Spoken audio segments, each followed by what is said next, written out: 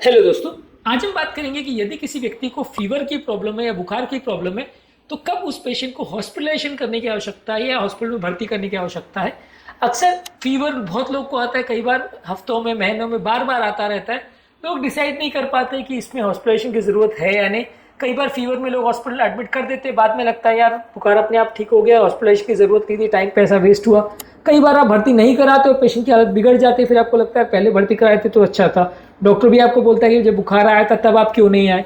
तो आप कैसे डिसाइड करोगे कि कौन सा बुखार डेंजरस है और कब पेशेंट को हॉस्पिटलाइजेशन की ज़रूरत है। सिर्फ टेम्परेचर हाई होना ही इसका क्राइटेरिया नहीं है, और भी बहुत सारे इश्यूज़ हैं। आज उन सारी चीज़ों पर डिस्कशन करेंगे ताकि एक ओवरऑल अंडरस्टैंडिंग डेवलप हो पाए। टॉपिक पर जाने से पहले जो लोग हमारे चैनल पर नए हैं उन्हें रिक्वेस्ट करूँगा कि चैनल को सब्सक्राइब करें, वीडियो को लाइक करें, शेयर करें, फॉलो करें, कमेंट करें, पूरा करें। टॉपिक इंपॉर्टेंट है इसलिए से अंत तक देखिएगा। चलिए शुरू करते हैं इंपॉर्टेंट वीडियो।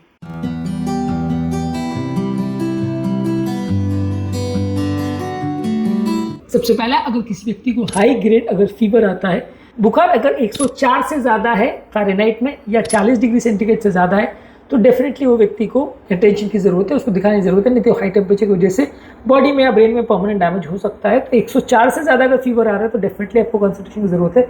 बच्चों में अगर फीवर 103 से ज़्यादा आ रहा है यानी 39.4 डिग्री सेंटीग्रेड या 103 डिग्री फ़ारेनहाइट से ज़्यादा आ रहा है तो उसमें अगर बुखार परसिस्ट कर रहा है, थोड़ी देर के लिए आकर चला गया तो ठीक है, अगर बार बार रह रहा है तो आपको डेफिनेटली डॉक्टर को दिखाना पड़ेगा। इसके अलावा अगर किसी व्यक्ति को 3 दिन से ज़्यादा अगर फीवर रह रहा है तो ये सीरियस इन्फेक्शन की तरफ पॉइंट कर सकता है, सीरियस हेल्थ इश्यूज़ की तरफ पॉइंट कर सकता है और ऐसे व्यक्ति को हॉस्पिटलाइजेशन की ज़रूरत पड़ सकती है। इसके अलावा अगर किसी व्यक्ति को कोई सेप्टिसीमिया यानी सीरियस ब्लड में इन्फेक्शन होने के साइंस है, जैसे कि हृदय गति बढ़ जाना, श्वास की गति बढ़ जाना, ब्लड प्रेशर का कम हो जाना, कन्फ्यूजन होना या कुछ समझ में नहीं आना, मेंटल स्टेटस कॉम्प्रोमाइज़ होना या बहुत ठंड लगना या कपकपी आना, ये साइंस हो सकते हैं कि बुखार सीरियस हो सकता है। ऐसे में आपको डॉक्टर को दिखाना पड़ सकता है। इसके अलावा यदि किसी व्यक्ति को अगर डिहाइड्रेशन है यानी कि अगर सिवियर डायरिया या लूज मोशन या वॉमिटिंग हो रहा है जिसकी वजह से वो पानी भी नहीं पी पा रहा है या जितना पानी पी रहा है उससे ज़्यादा पानी निकल जा रहा है, ऐसे में अगर उस व्यक्ति का मुंह बहुत ज़्यादा सूख रहा है, आंखें धंस गई है, स्किन टेक्सचर कॉम्प्रोमाइज हो गया, स्किन बहुत ड्राई हो गई, यूरिन बहुत कम हो गया, यूरिन का कलर चेंज हो गया है, बहुत ज़्यादा कंफ्यूजन या बहुत ज़्यादा सुस्ती हो रही है तो डेफिनेटली आपको डॉक्टर को दिखाना चाहिए। इसके अलावा अगर आपको बहुत ज़्यादा सरदर्द अगर हो रहा है, गला सख्त हो रहा है, गर्दन मूव करने में पेन बढ़ जा रहा है या सेंसिटिविटी हो रही है लाइट में, आपको धूप में या आंखों के सामने लाइट अगर पड़ रही है तो आंखें चुंधिया जा रही है, आप देख नहीं पा रहे हो, अगर ऐसा कुछ है तो ये ब्रेन फीवर इंडिकेट कर सकता है जिसमें अर्जेंट इंटरवेंशन या ट्रीटमेंट की आवश्यकता हो सकती है। तो ऐसे लोग को इग्नोर नहीं करना चाहिए।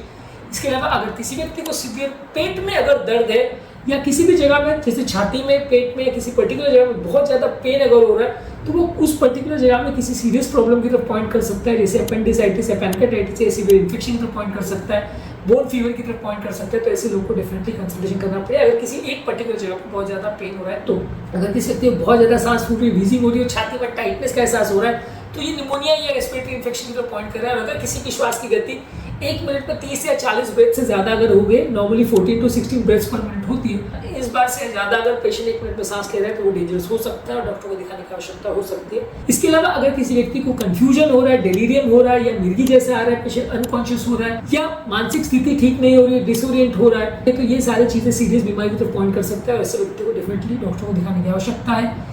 इसके अलावा अगर कोई व्यक्ति पहले से इम्यूनो कॉम्प्रोमाइज है, उसकी इम्यूनिटी कॉम्प्रोमाइज है, उसको स्टेरॉइड्स चल रहे हैं या HIV है या पहले उसको ऑर्गन ट्रांसप्लांट हुआ है या अगर किसी व्यक्ति को पहले मेटालिक वाल्व वगैरह लगा है, आर्टिफिशियल वाल्व्स वगैरह लगे हैं, हार्ट की कोई सर्जरी हुई है, कोई ट्रांसप्लांटेशन हुआ है, वैसे व्यक्ति में डेफिनेटली आपको कंसल्टेशन की आवश्यकता है क्योंकि वैसे व्यक्ति में सीरियस प्रॉब्लम्स हो सकती है।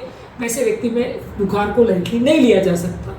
इसके अलावा अगर किसी बच्चे में बहुत ज़्यादा बुखार है या 1 साल से छोटे बच्चे में अगर 101 से ज़्यादा अगर बुखार जा रहा है और वो बच्चा अगर 3 महीने से छोटा है तो डेफिनेटली उसको दिखाने की जरूरत है। वहाँ पे कुछ सीरियस इशू हो सकता है। बच्चे इतने नाजुक होते हैं कि ये हालत उनकी बिगड़ सकती है, जल्दी बिगड़ सकती है, इसलिए आपको डेफिनेटली डॉक्टर को दिखाना चाहिए। इसके अलावा अगर किसी व्यक्ति को फीवर के साथ अगर रैश आ रहा है तो ये सीरियस इन्फेक्शन की तरफ पॉइंट कर सकता है, खासकर मेनिंजोकॉक्सीमिया या टॉक्सिक शॉक सिंड्रोम। ऐसे लोग को अगर खासकर रैश अगर जल्दी फैल रहा है, पूरे शरीर में फैल रहा है तो चिकन पॉक्स या स्मॉल पॉक्स इस तरह की बीमारियों में भी हो सकता है। तो आपको डेफिनेटली डॉक्टर को दिखाने की आवश्यकता है। और यदि किसी व्यक्ति को ऐसे कोई क्रॉनिक बीमारी है जैसे हार्ट डिजीज है, डायबिटीज़ है, लंग डिजीज है और ऐसे व्यक्ति को अगर फीवर आ रहा है तो उसको लाइटली नहीं लेना चाहिए। ये बीमारी उस एरिया में कुछ सीरियस इन्फेक्शन की तरफ पॉइंट कर सकता है, कुछ इश्यूज हो सकते हैं। हालत बिगड़ सकती है जल्दी, तो वैसे लोग को डेफिनेटली डॉक्टर को दिखाना चाहिए। ऐसे व्यक्ति को हर फीवर के लिए दिखाने की आवश्यकता नहीं है, लेकिन अगर वैसे व्यक्ति को फीवर है तो रेगुलर पेशेंट से थोड़ा ज़्यादा सीरियसली लेने की आवश्यकता है, और ज़रूरत पड़े तो डॉक्टर को दिखाने की या दाखिल करने की आवश्यकता हो सकती है। आज के टॉपिक में हमने बात करी कौन कौन से ऐसे सर्कमस्टांसेस है जहाँ अगर किसी व्यक्ति को फीवर है तो लाइटली नहीं लेना चाहिए और डॉक्टर को कंसल्ट करना चाहिए। अगर ये सारे साइंस नहीं है तो, या इनमें से कोई भी साइन नहीं है, तो आप डॉक्टर को ना कंसल्ट करें तो चलेगा। पर फिर भी मेरा सजेशन ये है कि अगर बुखार हो, खासकर अगर हाई ग्रेड फीवर, तो एटलीस्ट एक बार डॉक्टर को दिखाने में कोई बुरा ही नहीं है। कुछ बेसिक जांचें अगर हो जाए और आपका बुखार, खासकर जो डेंजरस मलेरियल फीवर है या ब्रेन फीवर है या टाइफाइड वगैरह, ये एटलीस्ट रूल आउट हो जाए तो ज़्यादा सेफ रहता है, खासकर उन पेशेंट में जिनको पहले का कोई बीमारी रहा है तो। और फिर भी ये है कि आप अपनी जजमेंट यूज़ कर सकते हैं, पर ये सारे साइंस में अगर कोई भी साइन आपको मिल रहा है तो डेफिनेटली आपको सीरियसली इसको लेने की आवश्यकता है, और ज़रूरत पड़े और बुखार अगर परसिस्ट कर रहा है तो उसको डॉक्टर को दिखाने की ज़रूरत है। इसके अलावा बुखार के पेशेंट में क्या करना चाहिए, क्या नहीं करना चाहिए, क्या बेस्ट टिप्स है, क्या वर्स्ट टिप्स है, क्या खाना चाहिए, क्या नहीं खाना चाहिए, इस पर हमने ऑलरेडी काफ़ी वीडियोस के, इनको जरूर चेकआउट करें।